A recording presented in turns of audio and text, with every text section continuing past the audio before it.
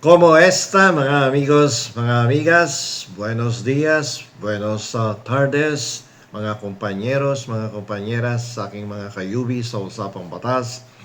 Magandang araw po sa inyong lahat. Ako po ang inyong lingkod, Attorney Rene Bueno. Itong mga nakarang araw ay nagkaroon po ng ingay tungkol sa banta ng kudeta. At medyo marami ang natakot sapagkat kudeta, ibig sabihin military, may barel, magkakaroon ng pag-agaw sa kapangyarihan ng kasalukuyang pamahalaan. Alam niyo po, sa mundo ng politika, madaling maghagis ng mga salitang gaya ng destabilization o kudeta. Pero tayo bilang mga mag-aaral ng batas at responsableng mamamayan, kailangan po nating hiwalayin ang political noise, yung mga ingay sa kalsada at social media. Mula sa legal evidence, yung mga katibayan na ipinipresenta natin sa loob ng hukuman. Ang usapin po ng kudeta ay hindi lamang isyu ng seguridad. Ito po ay isang seryosong krimen laban sa ating konstitusyon.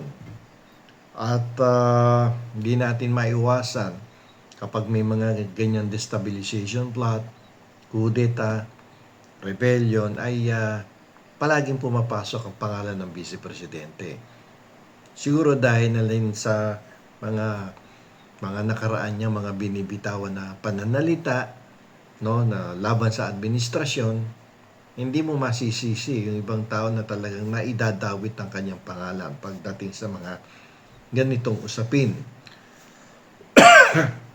Nitong nakaraang araw, naging malinaw po ang tindig ni Defense Secretary Gibo Teodoro Jr. Ang kanya pong pahayag ay isang mahalagang leksyon sa rules of court. Ang utos na magsumite ng affidavit ay hindi lamang po hamon. Ito ay paraan ng pagpapanagot. Kapag ang isang tao po ay pumirma sa isang affidavit, siya po ay sumasailalim na sa parusa ng perjury kung siya ay nagsisinungaling. So, on the basis of just chismis lamang, sabi-sabi, hindi pwedeng kumilos ang militar o pulis base lamang sa mga sabi-sabi na yan, chismis, mga marites-marites, hindi pa pwede yon. Kailangan po kasi ng verified information para masabing may banta talaga sa pambansang seguridad. So, medyo maingat yung Defense Secretary na si Gibo Teodoro pagdating sa mga usapin tungkol sa seguridad ng ating bansa. So, hindi siya padalos-dalos sa pagkilos. Although, nung isang araw talagang medyo natakot yung ibang napadaan dyan sa may San Miguel Street sa Malacanang mismo, sa paligid ng Malacanang.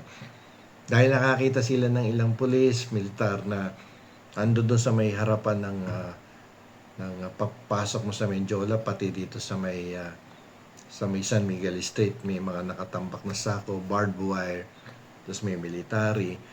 Siyempre, kung ordinaryo kang tao, matatakot ka, bakit gano'n yung Malacanang Palace? Bantay sarado talaga, may mga barbed wire pa sa paligid. So, yun. So, ano ba talaga tong kudeta na to? Ano ba yung legal na definisyon ng kudeta? So, talakayin po natin. Ayon po sa Article 134 ng Revised Penal Code, ang kudeta po ay hindi lamang basta protesta. Hindi lang yun yung mga nagrarally sa kalye, ng mga against sa government. Meron po mga essential elements yan sa ilalim po ng ating batas. So, kapag sinabi mong kudeta, sino po yung gumagawa niyan? Ang gumagawa po niyan, mga miyembro ng military, police, o mga opisyal ng gobyerno. At pwede rin may mga suporta yan ng sibilyan. So, kombinasyon siya. So, paano yung ginagawa? Ginagawa po yan sa pamamagitan ng mabilis na pag-atake. Sa libro nakasulat dyan sa Ingles, swift attack. There must be a swift attack na gumagamit ng dahas, pananakot, o palihim na estratehiya. So, yung stealth sa Ingles, palihim na strategy.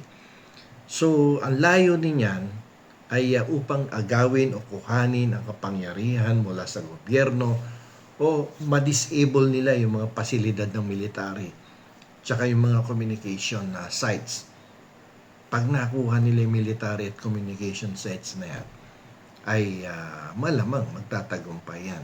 Yan ang pinaka-importanting makapture nila eh. Okay? So, ano ang papel ngayon ng pangalawang Pangulo at ang political backdrop tungkol dito?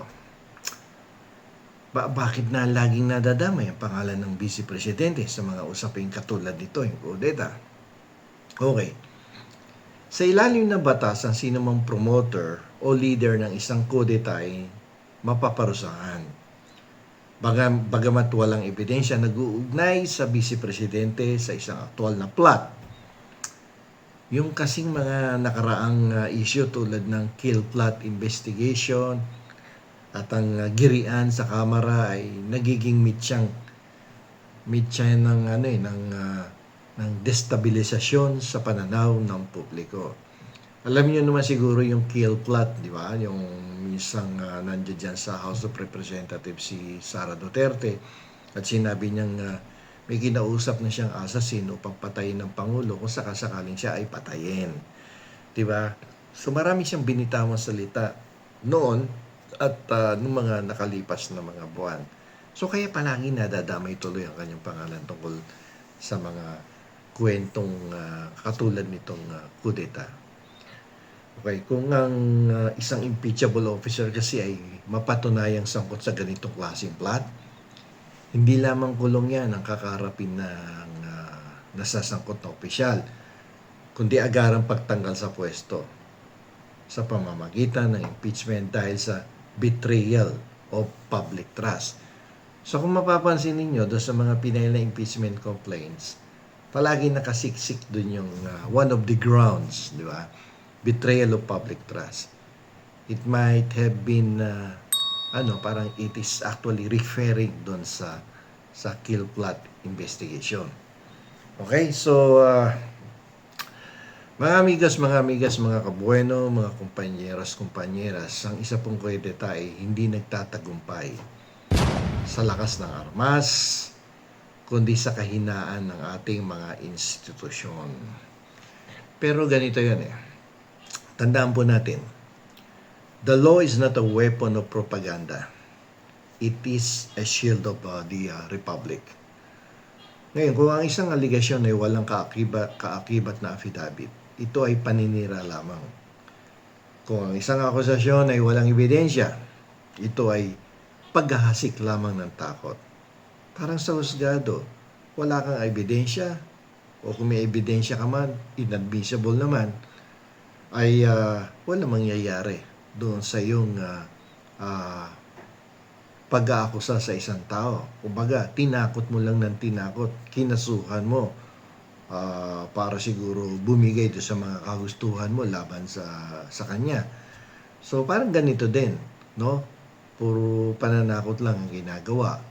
Kasi ang tunay na lakas ng ating demokrasya ay wala sa mga third force o sa mga lihim na pagpupulong ng mga retiradong general.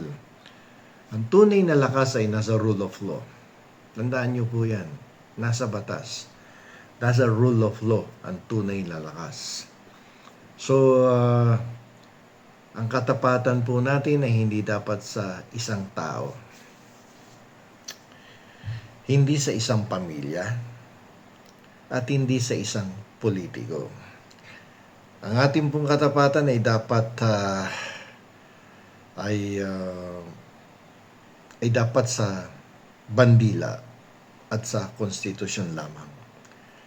Dahil sa bawat kudeta na nabibigo, ang nagwawagi ay ang sambayanang Pilipino.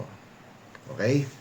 So sa bawat kudeta na nabibigo, ang nagwawagi ay ang sambayanang Pilipino. So sana naman matigil na yung mga kudeta na yan at manatiling tahimik at stable ang ating pamahalaan. So, dito na lamang po. Ito pong muli ang inyong lingkod, Attorney Rene Bueno. Attorney bueno, law and the law. Learn the law, know your